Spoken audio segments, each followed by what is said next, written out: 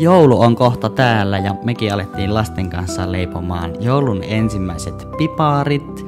Tää on niin ihanaa, kun lapset niin nauttii, kun ne saa tehdä tällaisia asioita. Yhdessä ne kaulitsi siinä sen piparitaikinan ja sit teki ihania taideteoksia siitä. Hyvin tuntui maistuvankin tuo piparitaikina. Nam nam. Sitten ne vaan uuniin, ihanat taideteokset. Ja siellä se meidän ihana pikkutonttukin vaan katseli ja naureskeli. Elda isosisko ihanasti kävi antamassa pusuun pikkuveljelle. Sitten me yhdessä leivottiin ja nautittiin tällaisesta jouluisesta illasta ja kuunneltiin samalla joululauluja. Sitten alettiin tekemään vielä tällaisia riisisuklaaherkkuja.